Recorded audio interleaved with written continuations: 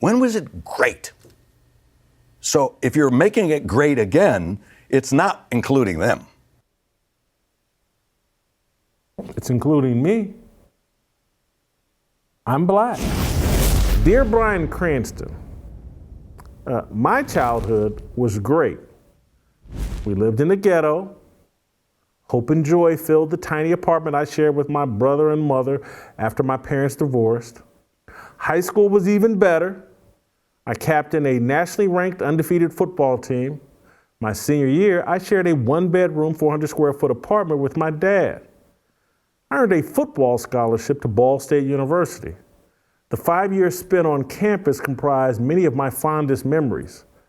I would do those 5 years over and over again until eternity. The 2 decades I spent as a newspaper journalist in Bloomington, Indiana, Rock Hill, South Carolina, Ann Arbor, Michigan, and Kansas City, Missouri were tremendous. I started at the bottom, working part-time for $5 an hour, and became one of the most successful sports writers of my generation. America was great for me from 1967 until about 2012. Bryan Cranston, I'm black. Both my parents are black. Their parents were black too. I'm 55 years old. When I hear former President Donald Trump and his supporters say, "Make America great again," I don't interpret that as nostalgia, as some subtle or overt racism. I hear it as a call for a return to sanity, a return to a time when America at least pretended to judge man by the content of his character. Bryan, I saw some of your interview with CNN's Chris Wallace, the exchange where you claim the slogan, "Make America Great Again," is some sort of bigoted dog whistle. Take a listen. When I see the "Make America Great Again," my comment is, do you accept that that could possibly be construed as a racist remark?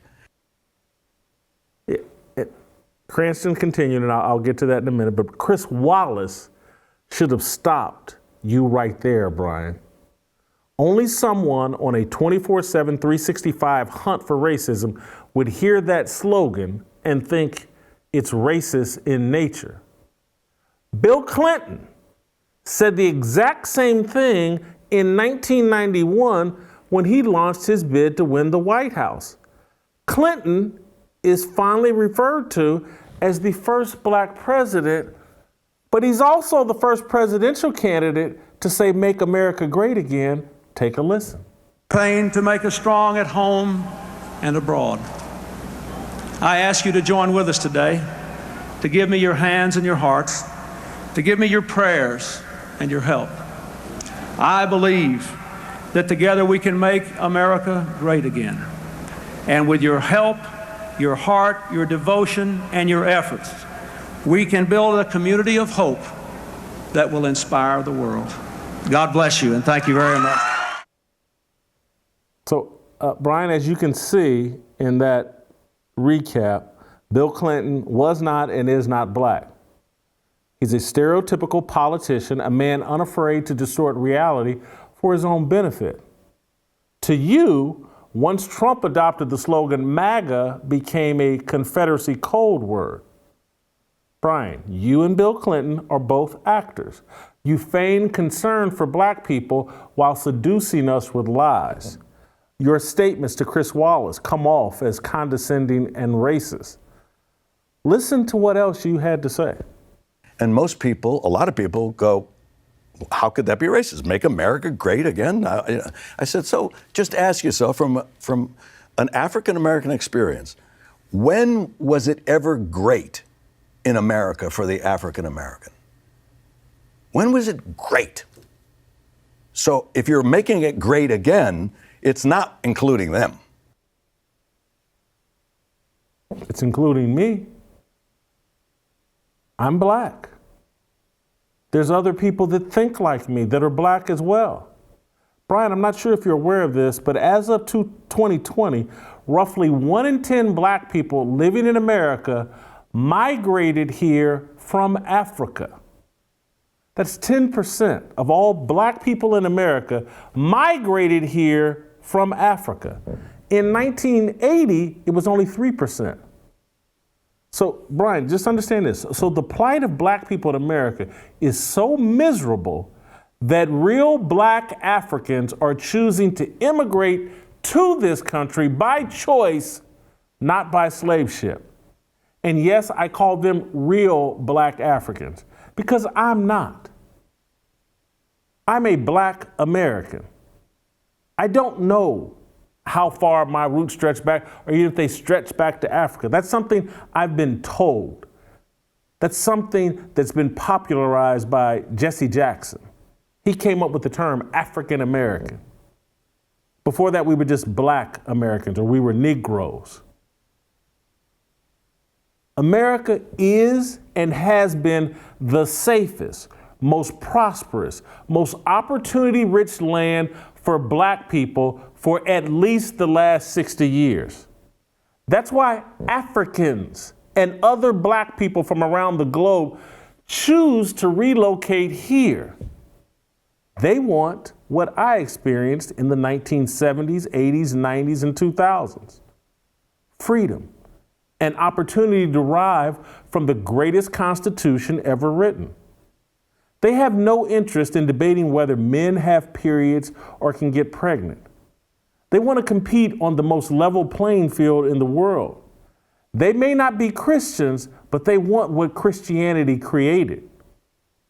America stopped being great, I'd say a decade ago. Social media accelerated American culture's descent into wokeness and secularism. America turned demonstrably hostile to a biblical worldview and patriarchal leadership. It prioritized victimhood over victory. It stopped pursuing equality of opportunity in favor of equality of outcome. Equity. Equity is the gateway drug to mass corruption. Equity fuels entitlement. It sends people on a search to discover what makes them worthy of special consideration. Equity is at the root of identity politics, gender dysphoria, and racial division. Equity is utopia's Bible. Utopia is the left's favorite nonsensical conspiracy theory. They're determined to create it around the world.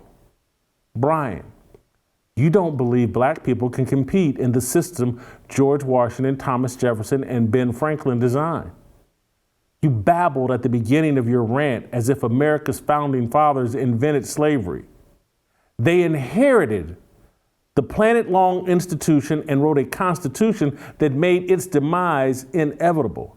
Their foresight and the sacrifice of many others over 2 centuries made America great. Not perfect, great. I lived in that America. I was raised to believe I could accomplish anything I wanted here. My dad didn't graduate high school. My mom was a factory worker. Union labor and manufacturing jobs made it possible for them to raise 2 boys who achieved parts of the American dream. My brother joined the Air Force, graduated from college, has been married for over 20 years, a high-end executive at Ford Motor Company. He owns a nice home in a nice neighborhood.